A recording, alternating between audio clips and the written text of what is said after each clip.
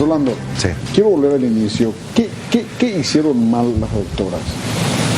¿Por qué tanto empecinamiento por parte de ustedes? ¿Qué hicieron mal? La gente te está viendo hablarle un lenguaje sencillo, un lenguaje coloquial. ¿Qué hicieron mal las doctoras?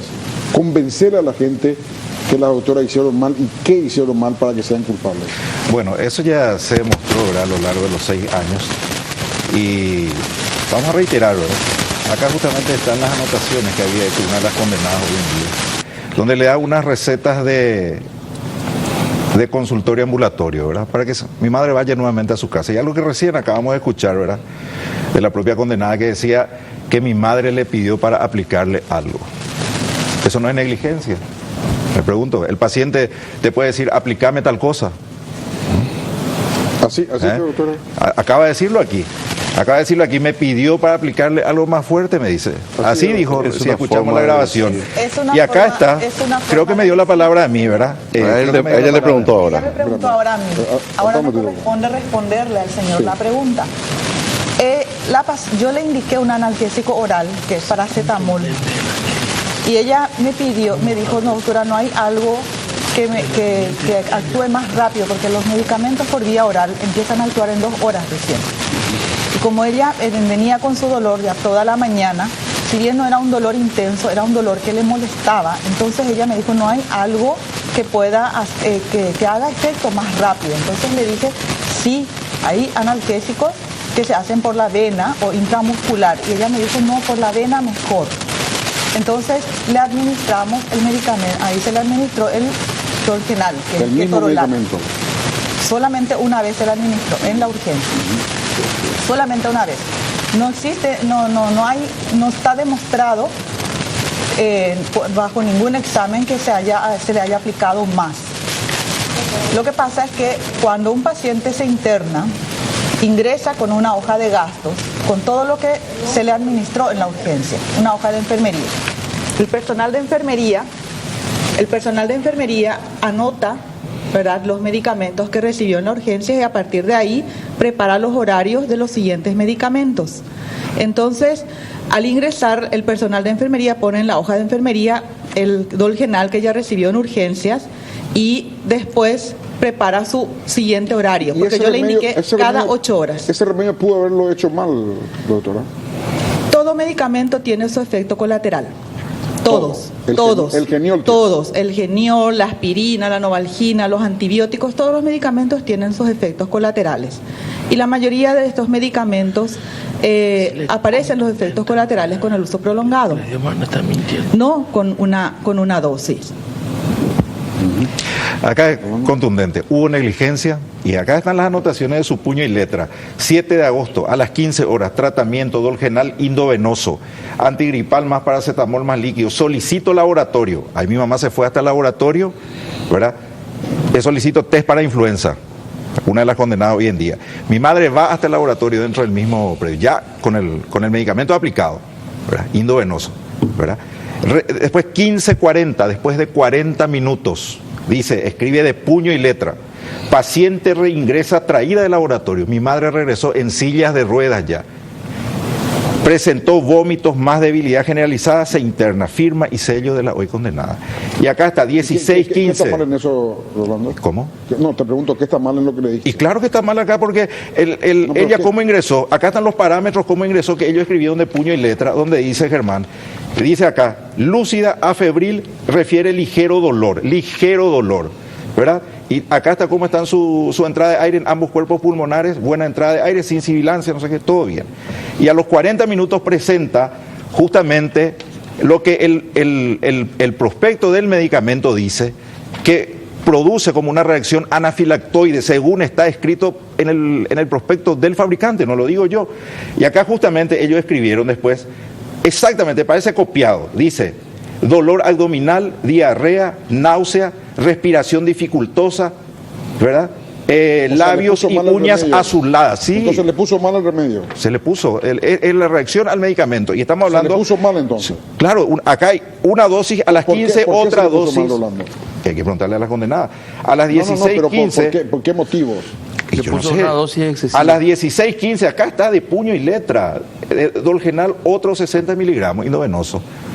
Acá, yo te digo honestamente, Germán, nosotros hubiéramos preferido 10.000 veces que la autopsia, ¿verdad? Que hoy en día ellos quieren hacer valer manifestaciones en las calles que tengan más valor que una autopsia. Nosotros preferíamos que la autopsia nos diga 10.000 veces, mira, es cierto lo que te pusieron en el certificado de defunción. ¿Vos sabés lo que pusieron en el certificado de defunción? Pusieron causa de la muerte, falla multiorgánica y shock séptico, cuando verbalmente nos dijeron que era H1N1. Le recetaron por 10 días oseltamivir a todos los miembros de la familia en forma irresponsable totalmente. ¿Qué pasaba si ese oseltamivir causaba otro tipo de reacción como la que le causó esto? Iban a morir otra gente. ¿Sabes lo que pasa, Germán? ¿Me permitís? Acá lo que pasa es que muchos de los médicos hacen diagnóstico a ojímetro. Ellos pueden leer la pojada, a ver qué tal, y después cuando sucede, esto fue una investigación minuciosa, detallada. Punto por punto está acá lo que le produjo a mi mamá. Esa es la verdad. Y hoy en día, cuando se dan cuenta de que van a ir a la cárcel, ¿verdad? Se presentan como blancas palomitas con globos blancos frente al tribunal. Nosotros también vamos a hacer movilizaciones. Estamos organizando a la gente que fue víctima y maltratada por los médicos en Paraguay. Vamos a salir no de blanco, vamos a salir con globos negros en señal de luto. Eso es lo que vamos a hacer. Acá se comprobó exactamente todo. Y otra cuestión también, ¿verdad? Que su abogada defensora, Cecilia Pérez, y ellas mismas firmaron, las dos condenadas, en el pedido de aclaratoria que presentaban ante la Corte Suprema, ¿entendés lo que piden? ¿Verdad? Petición de disminución de la condena. Eso significa que están asumiendo de que hubo una responsabilidad en este tema. ¿Pidieron eso, doctor? No, eso me compete a mí. Sí. Eso no es correcto, porque la defensa puede pedir todo lo que puede ser favorable a su defendida. Eso no significa que reconocemos culpabilidad, ¿verdad? En principio, desde el punto de vista que al plantearse el recurso de casación, lo que pedíamos justamente que se case la sentencia de primera instancia, la Corte no lo estudió, Germán. Por eso es que nos vamos en revisión. Y discrepo con el colega, con el doctor Jorge Guarín, de que esto sea nefasto para la justicia en el Paraguay. Para mí que el fallo de la Corte, el fallo de Miriam Peña y del doctor Cristóbal Sánchez en disidencia de Valdir Servín, para mí es un fallo que marca un punto de inflexión del garantismo penal. El derecho penal no está solamente para aplicar la pena, el derecho penal está también para satisfacer garantías procesales, como en el caso de las médicas, ¿verdad? Y cabe acotar que hay precedentes de revisiones donde se ha revisado condenas de homicidios dolosos inclusive, o sea, homicidios intencionales, cuando hay hechos que dan lugar a esas revisiones, como es nuestro caso. Nosotros consideramos que esta causa va a ser revisada y que la sentencia va a ser de absolución, porque en realidad no estamos hablando de 6 años de proceso. En realidad el proceso, cuando hablamos de proceso, solamente tenemos que hablar de juicio oral. Ese es el verdadero lugar donde se producen las pruebas. Y en el momento del juicio oral hubieron peritos médicos forenses que refutaron lo que dice el doctor Segovia, que no fue considerado por el tribunal de sentencia. Doctora, ese remedio que le pusiste ahí, ¿vos le volvería a dar hoy? Es una droga que se usa normalmente. Es un analgésico. Es un analgésico de uso normal, no está limitado, es de la familia que se llama antiinflamatorios no esteroideos. Se usa al igual que la aspirina, la novalgina, el paracetamol, son todos de la misma familia. Y yo lo sigo usando. Y en 60 miligramos cada 8 horas, que es lo que se usa normalmente. Decís, esas reacciones, de lo que vos decís, ese es el elemento principal que te liga y por motivo por el cual lo fuiste declarada culpable. Sí, así es. Estamos tocando ese tema. Así es, supuestamente porque yo le hice una sobredosis y que eso le causó. ¿Y cuántas dosis le aplicaste, doctora? En realidad yo no le apliqué nada, yo no administro medicamentos, yo le indiqué una ampolla cada 8 horas y se le hizo una ampolla. 60 miligramos es la dosis. ¿Y eso le llevó a terapia intensiva? Supuestamente. Según la querella, sí. ¿Y podría hacer eso para vos, doctora? Absolutamente no. Hermano. Yo puedo hablar la parte jurídica. Todo lo que estamos hablando acá ya se discutió en un proceso y efectivamente duró esa cantidad de años y la decisión está firme. Una cuestión técnica concreta. Acá no es que hay coautoría que se hayan puesto de acuerdo. Cada una es autora en su respectiva porción de hechos. Lo que finalmente causa la muerte es que le atraviesan la subclavia y le produce una hemorragia, lo que se llama un shock hipovolémico, que es lo que finalmente causa la muerte. La porción de hechos adjudicada a la doctora aquí presente es en esta primera parte en urgencia. Esto se discutió ampliamente en juicio. Y si se habla de revisión de hechos que ya eran conocidos, entonces no estamos hablando de hechos nuevos. Lo que amerita una revisión son hechos nuevos que harían variar ese temperamento. Pero si mi colega, con quien también he diciendo, habla de que ya se conocían esos hechos, solo que no fueron considerados, entonces no son hechos nuevos. Eso es una lógica de hierro. Y lo que yo no utilicé la palabra nefasto, utilicé un peligroso precedente, porque vamos a suponer que se plantee hoy una revisión en personas que están recluidas. Y si se admite el efecto suspensivo, hay que sacar a todas esas personas de las cárceles. En personas que están en libertad, si se admite el efecto suspensivo, implica desconocer que hay disposiciones, el 493 del Código de Procedimientos Penales y el 295 del Código de Ejecución, dice que la sentencia que está firme tiene que ser cumplida, tiene que ser ejecutoriada. Hay disposiciones. Es otra cosa. Disposiciones claras. No, yo, como el doctor se referido. Lo que la Corte hizo es, con su decisión, suspende los efectos de las tres sentencias. Que las señoras no vayan presas. Correcto. Sí, suspende los efectos de las tres sentencias a través de una reposición. Se para el efecto de tres sentencias de carácter condenatorio. Y lo que realmente la Corte lo que hace es declarar inadmisible el recurso de casación, porque no reunía los requerimientos. Es cierto, no analizó todo esto, se analizó en un juicio oral ampliamente, tuvieron defensa, tuvieron peritos. Que ahora se tramite la revisión, pero eso presupone una situación peligrosa.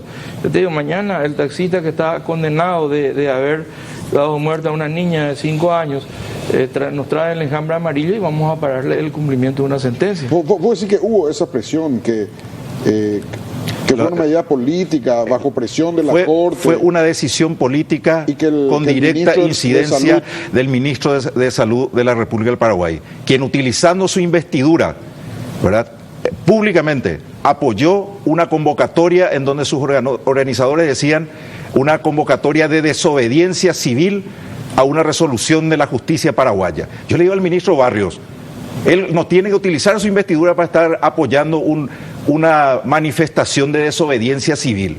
Que renuncie a su cargo de ministro y vaya a las calles como médico, entonces, pero no utilizando su investidura. Él es parte de un poder del Estado y directamente se está inmiscuyendo en otro poder del Estado. Y yo quiero decir algo, Germán, ¿verdad?, respecto a eso. Acá justamente tengo una opinión de alguien muy reconocido en el ámbito jurídico a nivel nacional, la doctora María Carolina Llanes. Ella dice, con esto convirtieron la revisión en una cuarta instancia por este tipo de decisiones basadas en la presión corporativa y no en el derecho.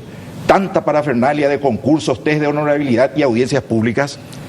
Con esto inclusive tanto que decimos vamos a traer los inversionistas extranjeros a nuestro país y de repente uno puede pedir revisión cuando fue condenado en primera, segunda y tercera instancia y está libre. ¿Cómo vamos a traer, le digo al señor presidente, cómo vamos a traer inversores así cuando la justicia mete la pata de esta manera? Mediante movilizaciones, mediante manifestaciones. Una aberración total. Ellos pidieron reposición y le dan inclusive la suspensión de la aplicación de la pena. Y quiero decir uno último, Germán, si me permitís.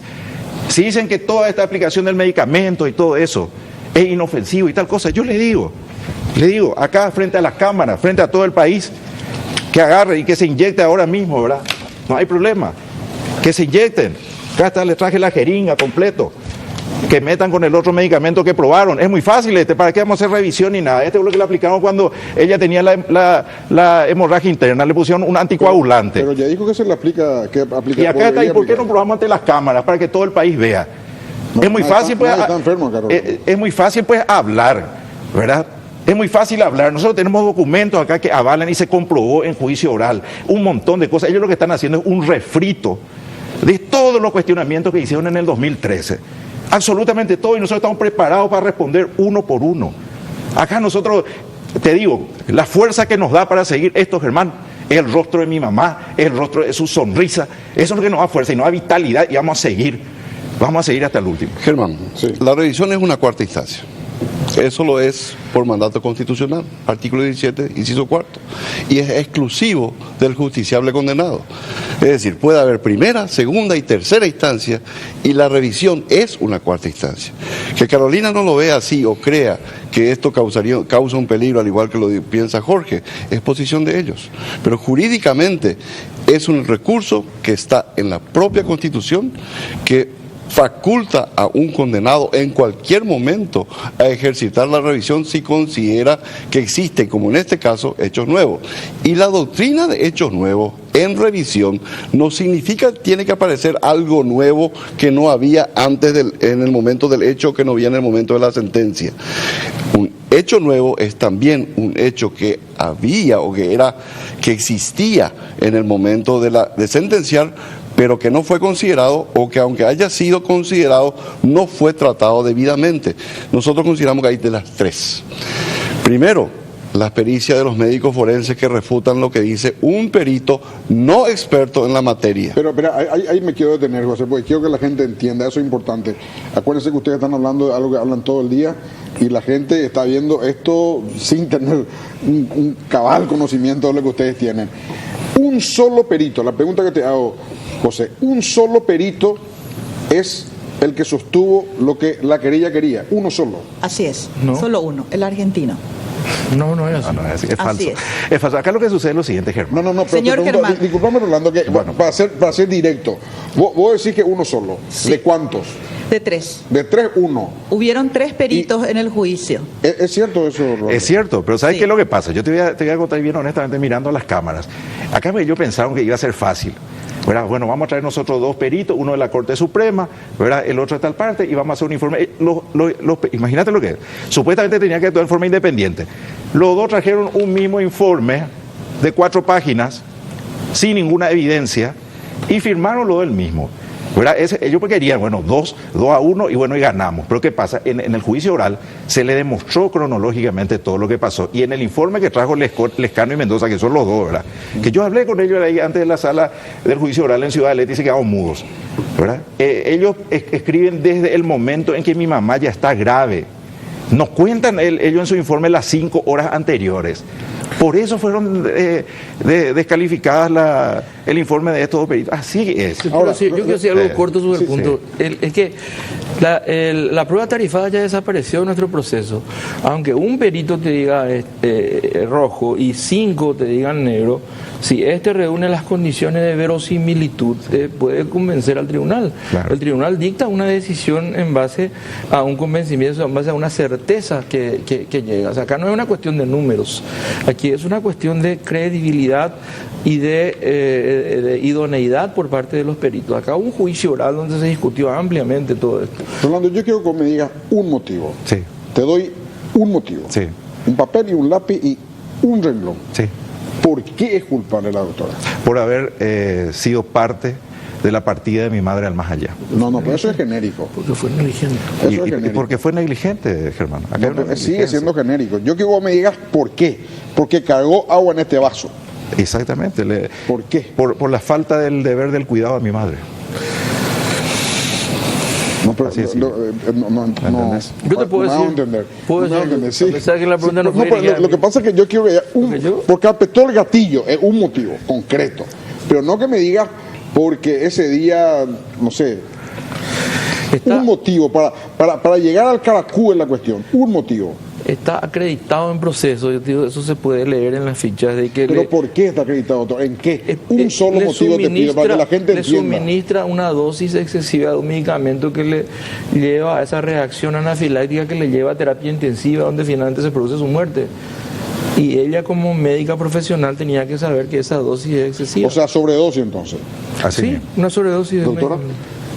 Sí, el que habla de reacción anafiláctica y sobredosis es solamente el perito argentino.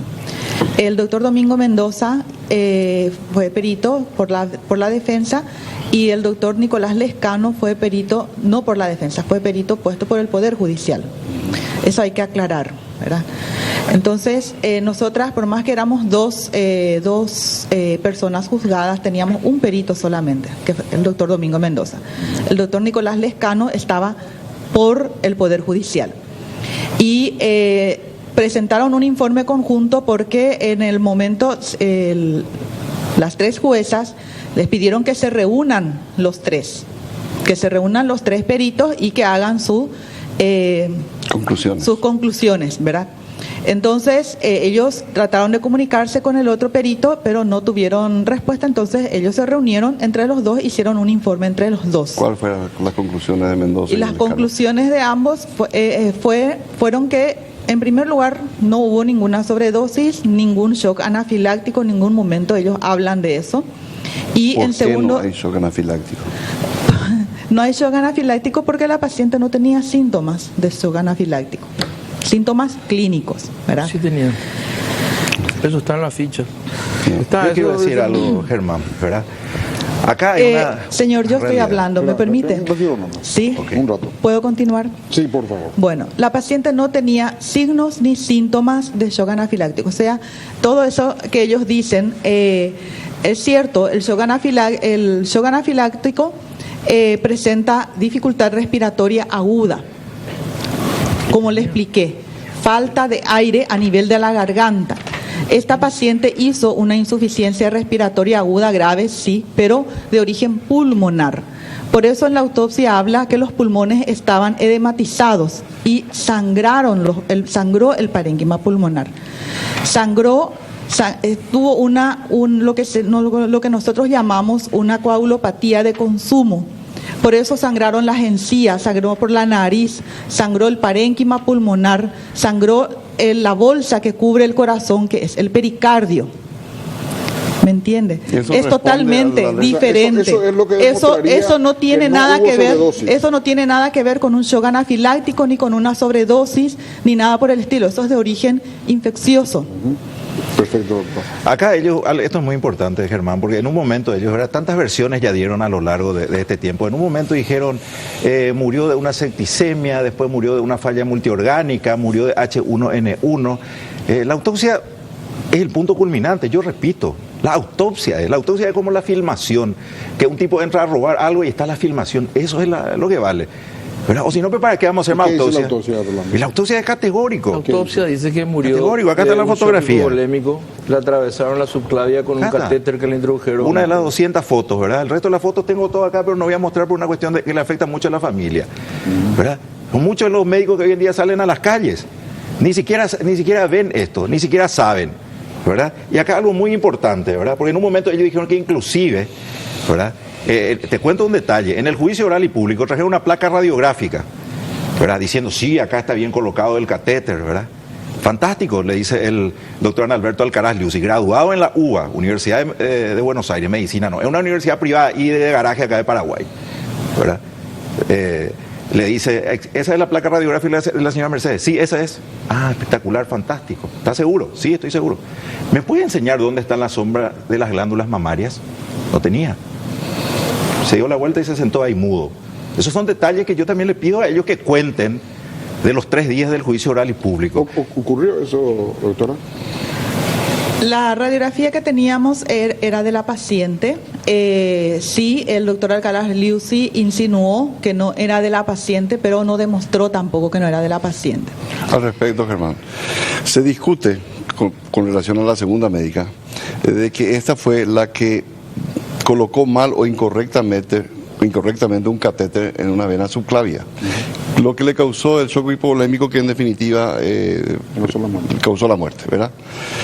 Esto está en la autopsia del doctor Bellasay, o sea, es una conclusión del doctor Bellasay, que no condice justamente con la placa radiográfica que en vida de la paciente se le tomó. Es decir, por un lado estaba bien colocado el catéter, por otro lado, luego de 15 días de removido lamentablemente el occiso o la occisa, ¿verdad? De haber sido enterrada, de haber sido desenterrada y de realizarse la necropsia, resulta de que supuestamente estaba mal colocado el catéter. Pero los propios médicos, inclusive, y aquí entran hechos nuevos, las conclusiones de juntas médicas perfectamente asesoradas y con causa científica, dicen de que no hubo shock hipovolémico. ¿Querés explicar por qué? No hubo shock hipovolémico porque la paciente murió. Shock hipovolémico quiere decir que muere desangrada. Hemorragia. Una hemorragia... masiva. Una hemorragia... No. Generalizada. Quiere decir que pierde sangre por un lugar. Ok. ¿Verdad? En este caso, según ellos, por la subclavia izquierda, que es una vena principal que está debajo de la clavícula del lado izquierdo. Si eso hubiera ocurrido, se hubiese llenado de sangre solamente el campo pulmonar izquierdo. Era el que iba a sangrar. No había por qué haber sangre en el campo pulmonar derecho, porque son dos cavidades, no son dos cuerpos, son dos cavidades del cuerpo humano totalmente separadas. No hay comunicación entre una y otra.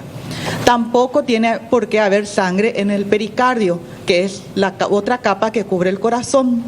Tampoco tiene por qué sangrar la nariz, las encías y el parénquima pulmonar, porque el parénquima pulmonar es como una esponja. Y no tiene por qué sangrar eso. Bueno, yo le agradezco mucho. Sí. No, se terminó el tiempo. Nos pasamos hasta ahora 8 minutos, Rolando, lastimosamente. Bueno, una última y en otro programa después, si seguimos, nos sacan del aire. Bueno, nomás, Germán, te voy a mostrar nomás. Acá está, del 2013, programa de repreguntas. Por eso digo, un refrito lo que están haciendo hoy en día. Acá está, y en el punto 8, por ejemplo. Doctor, ustedes hablan de que los espacios pleurales de ambos pulmones y aún de que el pericardio son totalmente cerrados y separados. ¿Qué rol le dan ustedes en este caso al tercer espacio vascular llamado circulación linfática, siendo este un espacio de circulación de fluidos sin límites de órganos ni estructuras anatómicas como el mediastino?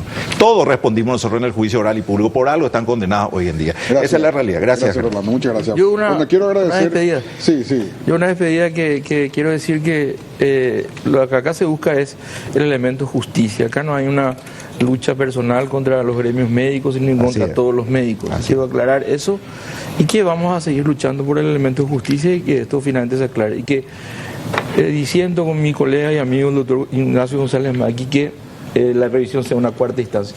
No existe la cuarta instancia en nuestro derecho. Muchas gracias. Bueno, quiero agradecer a los dos abogados por haber venido y especialmente quiero agradecer a Rolando Segovia y a la doctora, porque, bueno, el doctor Rolando Segovia cree que estas médicas fueron culpables de la muerte de su mamá y estas médicas le tienen al doctor Rolando Segovia mirándolo como culpable y intentando que se vayan presos. Así que para mí es un honor que hayan venido, hayan aceptado y realmente tuvimos un debate muy alto, muy serio y con mucho respeto. Muchas gracias, señores. Gracias a ustedes. Muchas gracias. Breve pausa y volvemos. Disfrutar